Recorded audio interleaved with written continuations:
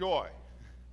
If you want to see joy, I need to introduce you to my 2-year-old yellow lab, Calamity. The moment she meets a new person, or as she was reunited with Benjamin and Hope last night, her joy is uncontainable. Her tail wags and she dances around and she jumps up on you, which we don't want her to do. But she just, it's as if she just wants to take her paws and wrap them around you and celebrate your arrival. She also likes water. And I take it in the backyard and I'll get the hose out and the stream of water will come out and she will run to the grass, and when she gets to the grass she'll leap up into the air and she'll do a little pirouette in midair. She is so excited that we're going to play with the water.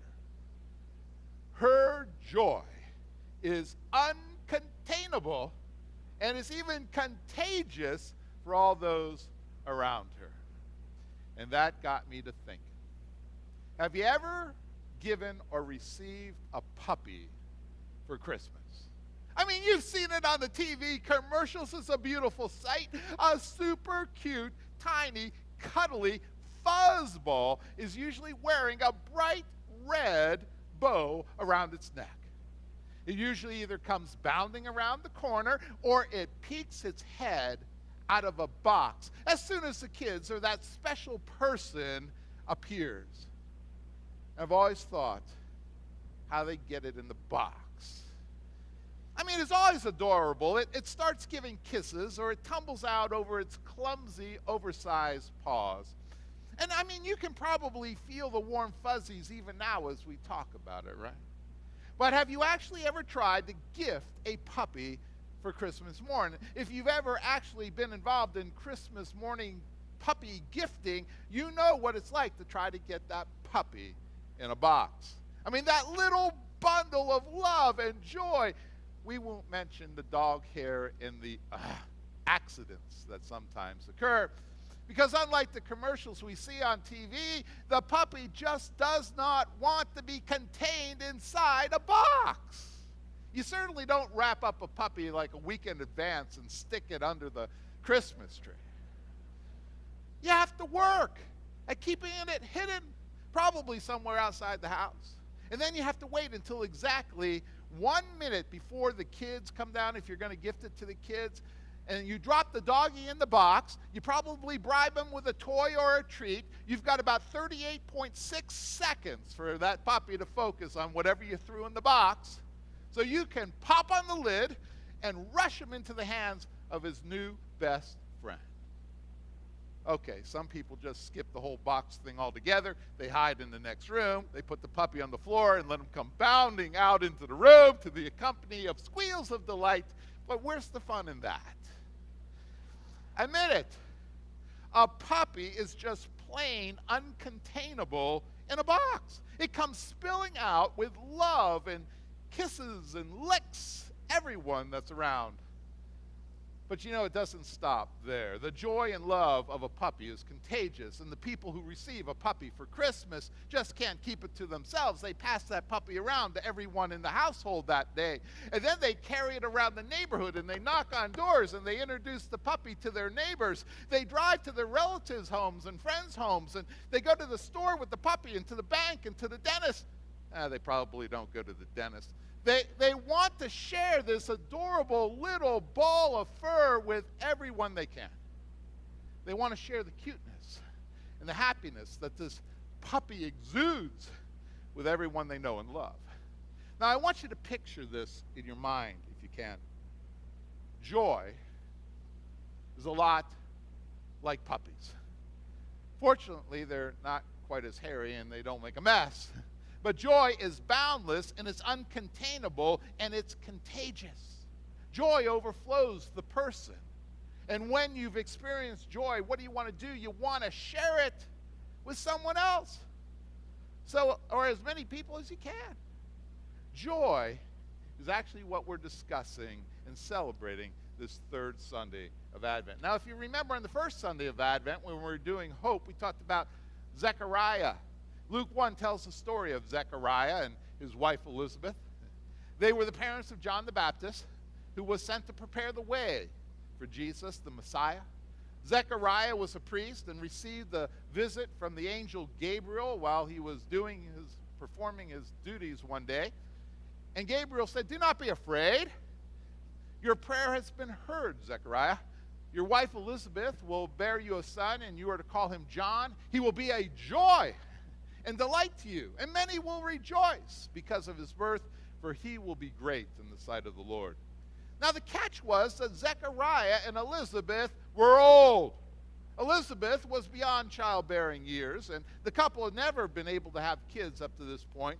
And besides the shock, think about it, the shock that Zechariah had received from seeing and speaking with an angel, Zechariah couldn't get over the fact that it was possible for his wife to have a baby at her age. Remember, as a result of his lack of faith in God's plan that had just been revealed to him in the temple, Zechariah's voice was taken away until the baby was born. Well, today let's take a closer look at Elizabeth, because in the story of God with us, she deeply experienced joy in the midst of these miraculous events in which she presently found herself. To understand Elizabeth's joy, however, I think we also have to understand a little bit about her pain. You see, for the ancient Jews, children were a tremendous blessing. You could read Psalms like Psalm 127 that tells us children are a heritage from the Lord, a reward from him. Like arrows in the hands of a warrior are children born in one's youth. Blessed is the couple whose quiver is full of them. Children, you see, were considered a blessing. Why? Well, children allowed the family to pass on its heritage. Practically speaking, children provided more hands to handle the daily tasks of life and to expand their parents' ability to forge a livelihood through their trade or craft. And most importantly, children were viewed as a gift from God and as a sign of God's favor. Now, in contrast, to be childless was a source of great frustration, sorrow, and shame. And Elizabeth would have known that despair for years. She most likely would have married Zechariah when she was a young teenager, and the couple would have hoped right away to have children. You can just imagine what Elizabeth had dreamed of. Elizabeth probably would have imagined what it would be like to have a home that was filled with kids. She would have dreamed of holding her own babies in her arms. She might have made a list of names in her mind, drawing from the family names that would be passed traditionally down through the family lines. But she couldn't get pregnant. At first, Elizabeth might have dismissed this lack of pregnancy. Maybe the timing just wasn't right. Or maybe there actually was a pregnancy. The anticipation and joy and hope would have leaped in Elizabeth's heart when she realized that there was a new embryo sprung to life in her womb. Maybe she even told people she was pregnant. But then, tragically, there was a miscarriage. And could it be that she had miscarriage after miscarriage after miscarriage, all coming to an end prematurely? Maybe. We don't really know the cause. We just know the result. The result, we do know. Elizabeth was childless. Friends and family probably tried to offer her encouragement and share in her sorrow. Wouldn't you? They might have offered advice that, while well-intentioned, was probably quite painful and hurtful. Oh, maybe there's some sin in your life, Elizabeth, that you must confess. When we tried this, it helped us to get pregnant. Maybe something's just wrong with you. Who knows how long it took, but gradually, year after year after year, Elizabeth's hope had slowly diminished until it eventually died as she came to terms with the fact that something was wrong. She didn't know what, and she could not have a child. And at some point, the social stigma would have stuck right on her. Barren! Barren! That's what they called her, barren! Elizabeth would have grieved over the loss of never being a mother. She would never be considered as worthy or as esteemed as other women. She must have accepted her fate, however, as a failure in the eyes of society and tried to get that stiff upper lip and to serve the Lord joyfully. Elizabeth must have known some happiness in her life. I mean, she was deeply involved in community life. She was married to Zechariah, a priest, and Luke described them like this in verse 6. Both of them were righteous in the sight of God, observing all the Lord's commands and decrees blamelessly. In spite of these dreadful circumstances, Elizabeth must have put on a brave faith. She wasn't happy being childless, but they were joyfully serving God together, serving the people of that community. And then God came. God with us. On an ordinary day, when Zechariah was at work in the temple, Gabriel showed up out of the blue with this miraculous message. Zechariah couldn't even tell his wife after his voice was taken from him. And when he came out of the temple, it must have been like a game of charades.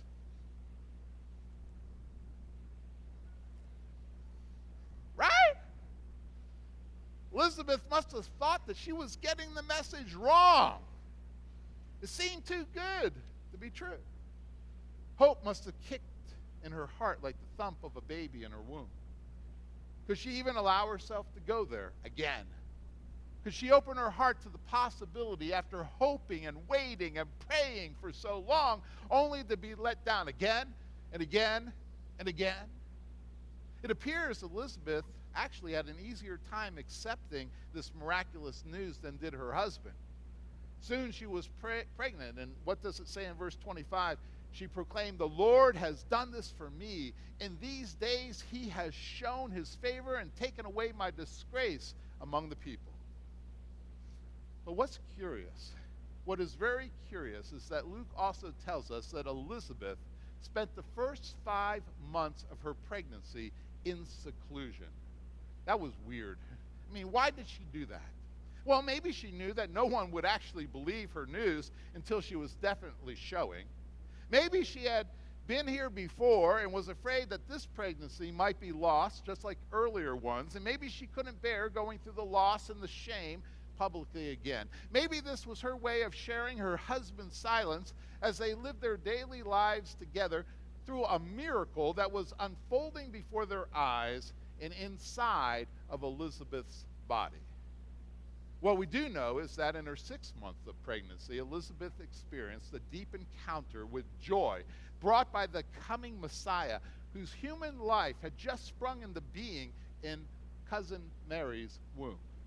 Mary came to see Elizabeth, and when she arrived, Elizabeth's baby leaped in her womb, and Elizabeth was filled with the Holy Spirit. And with a sudden end to her silence and seclusion, Elizabeth's joy overflowed. It could not be contained. She greeted Mary with a beautiful and insightful blessing. And I have to tell you, I don't know how Elizabeth got this information. But she greeted Mary this way: "Blessed are you among women, and blessed is the child you will bear. But why am I so favored that the mother of my Lord should come to me? As soon as the sound of your greeting reached my ears, the baby in my womb leaped for joy. Blessed is she who has believed that the Lord would fulfill his promises to her." The puppy was out of the box now, wasn't it? Joy was flowing. And true to its nature, joy was contagious. Elizabeth was filled with joy, but so was Mary, and she burst into her own song of praise and thanksgiving as she gave words to the miracle that was happening within her. Wow! Before Jesus was born, Emmanuel, God with us, was unleashing joy on the earth. When Elizabeth did give birth to John 3 months later, the joy of her miracle was contagious. It spread through the village and through all the families. Her neighbors and relatives heard that the Lord had shown her great mercy, and they shared her joy. It was contagious. Perhaps there's no joy greater than that of a mother holding her newborn child. For Elizabeth, the joy must have been especially overwhelming. She was experiencing a miracle, and it was a miracle that healed a lifetime of hurt and pain and disrespect and shame. Now, what would you and I give to know such joy? To see the scars and the shame of our life washed away so dramatically. Most likely, we're not going to see it happen through such an obvious miracle like Elizabeth experienced, but the joy Elizabeth experienced is available to us even today. Our joy in this life is found in Jesus, God with us. And though we are living long past his time on this earth, his life, his joy are available to us now. And that's good news. The Apostle Peter wrote, if you remember where we began this morning, though you have not seen him, you love him. And even though you do not see him now, you believe in him and are filled with an inexpressible and glorious joy. For you are receiving the end result of your faith, the salvation of your souls. An inexpressible and glorious joy. That's deep stuff. This is stuff that runs deeper than happiness. We love to be happy. We love feeling good.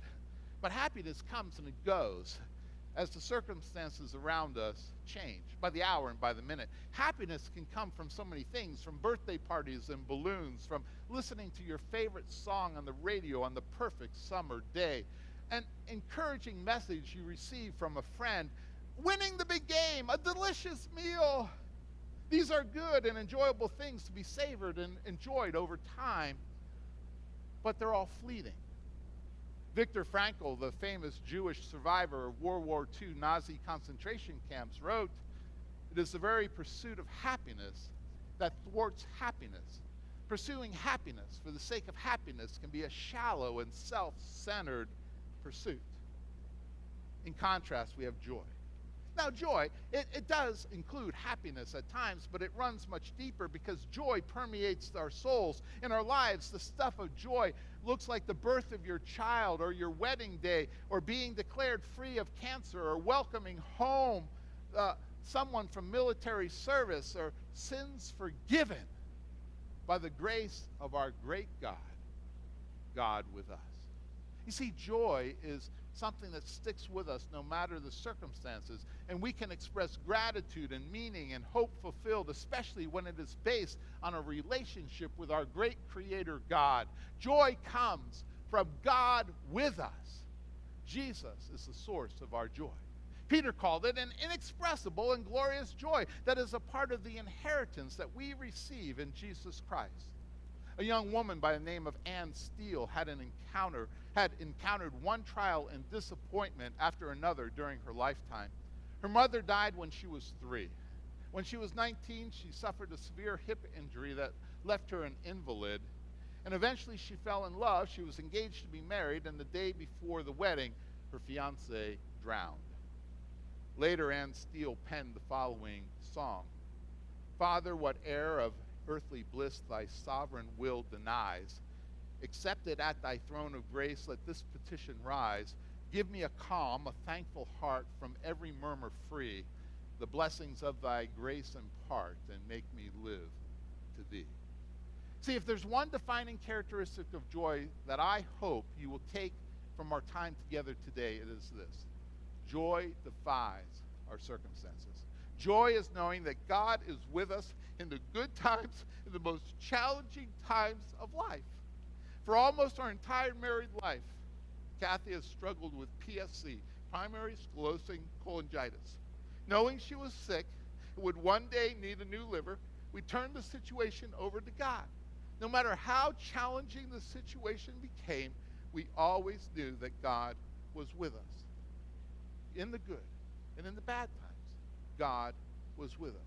And I knew that Kathy trusted in that fact every day. I could see it. I could hear it in her words and in her prayers. God is with us. Whether we were at home, whether we were with family, whether we were at Mayo or at Jackson Memorial or New England Medical Center or the Nebraska Medical Center or Presbyterian Hospital in Pittsburgh, God is with us. Over the years, there were many occasions of happiness and many times of despair. And my joy in life is that Kathy is with me but also together we celebrate that no matter where we find ourselves, God is with us. Now think about it. Happiness comes and goes with positive events or experiences. Joy flows deep, even in the face of the challenges of life, in the hardships and in the suffering. Joy, drawn from Jesus, God with us, sees the big picture beyond the immediate pain. See, one of the greatest pains in Kathy and my life together was the day when the doctor told us we could not have children because of the drugs that Kathy had to take. But remember, God is with us. And Kathy, after she prayed and asked God for some direction, went to the doctor, asked the doctor for permission to get off the drugs so we could try to conceive. He granted permission, and God blessed us with Michael. Yes! That joy came, and it had to be shared. It was uncontainable. We told our parents, and the joy just overflowed and spread throughout the entire family. And when Benjamin came along, oh, wow. Oh, wow. James famously said it best right at the beginning of his book in the New Testament. Consider it pure joy, my brothers and sisters, whenever you face trials of many kinds, because you know that the testing of your faith produces perseverance. And let perseverance finish its work so that it may become mature and complete, not lacking anything. Joy understands that there is more than meets the eye, that God is at work always, even in the tough stuff of our lives, and that eventually God is going to make everything right and healed and whole, including us. Now, the fact of the matter is that God sometimes thinks in a different time span than we think, and it might actually take an entire lifetime for that to happen. Because of that, we can experience joy in the here and now, no matter how bad the here and now looks and feels, because we know the future, that God has promised that he will never leave us nor forsake us. God is with us now. God will be with us then. And then we will be made completely whole. That's God's promise to us. Now, sure, there's a process involved in all that, and that's part of the point. As we continue to practice opening our hearts to God's Spirit, immersing ourselves in God's Word, aligning our thinking and perspectives to God's ways, we experience his Spirit working within us, bringing us clarity, deeper understanding, even the strength, the trust, and see and act in the joy he provides, no matter what the circumstances are that are going around us. But I ask you personally, what are your circumstances that you are facing right now as we journey through Advent towards Christmas? What are the situations that might be stealing your joy, or the hurts where pain seems to overrule? Can I encourage you? Can I encourage you this morning to ask God to show you his big picture? You may not experience a miracle as clear as Elizabeth's, but in Advent and in Christmas, there is a miracle there for all of us. The miracle of God come to earth to be with us, to heal us, to forgive us, to redeem us, to restore us of our pain, to turn everything into the good that God has always desired for us. This is a cause for joy, even in our darkest days. This was the message of the angel long ago, announcing the arrival of Christ to those terrified shepherds outside of Bethlehem. Do not be afraid. I bring you good news that will cause great joy for all the people. Jesus, come to be God with us, has brought us joy, no matter what we are facing. Friends, let's choose to make this the season of joy. Let's rejoice as we figuratively await the arrival of Christ, and let us celebrate Christ's birth with joy. God is with us every day, and so joy is with us, a joy that flows deep within our spirits and outward, because our King, our Savior, is with us, always loving, always working, even in the midst of any hardships we will face. So let the joy be uncontainable. Let it be shown on your faces and your actions and in your words, and let it be contagious, touching every person with whom you have contact. Amen.